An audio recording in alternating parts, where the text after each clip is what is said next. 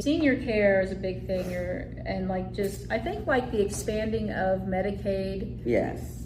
Here, and then senior care in rural hospitals. A lot of these issues come down to being solved by expanding Medicaid. Yes. And raising the minimum wage. Yeah, and expanding Medicare, Medicaid, that's the problem. So we're in a situation right now where my grandmother and grandfather were married their whole lives. My grandfather died from esophageal cancer probably about 10 years ago, and he had jobs where he had two little pensions, and so after he died, my grandmother started getting those two little pensions. Now those pensions are less than $300 combined. So one is, $90, and the other one's $150 or something.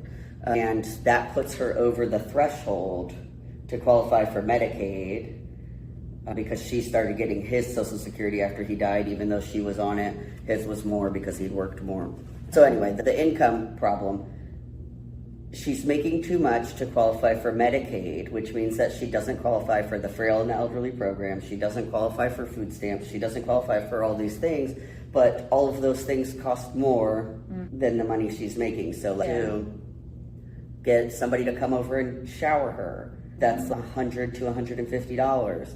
Then her medication,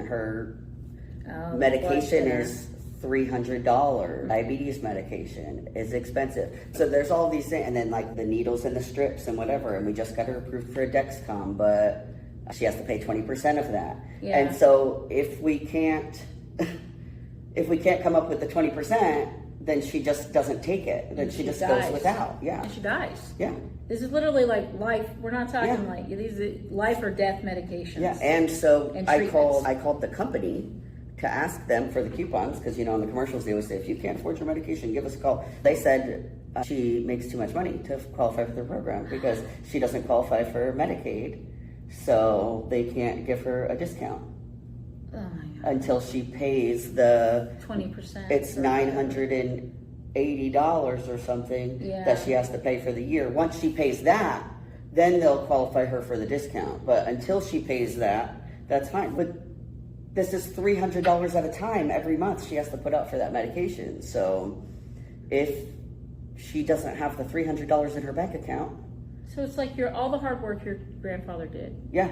His whole life to have pensions, to Social Security, is actually harming her. Yes, if I can call the pension people and tell them to just cancel the pension, she would be fully taken care of. But they don't allow that, I'm assuming. Yeah. She would be fine because then she could get Medicaid and that would cover her medications. Yeah, just say something. And then she could just afford her food. She wouldn't need to have food stamps. I mean, she doesn't get food stamps anyway. But now she's choosing between buying groceries, buying medication, or paying somebody to help her with the shower. Yeah, or because she's not mobile, or I'm another paying, family. I'm paying for it. But or somebody has to pay money for it, or it doesn't happen, and she dies. Yes. Alone in an apartment unshowered. She has you to help and to advocate for her and stuff, but a lot of people don't have you. Yeah. And my mom has us to help her, but we don't have any money either. Yeah. She needed that kind of money. She just has her Social Security from Target, so she's poor and she gets all the stuff. But if she didn't, nobody in our family can afford to pay $300-400 a month to help her. She's lucky that she has somebody to help her. But there's a lot of seniors that don't. Yeah.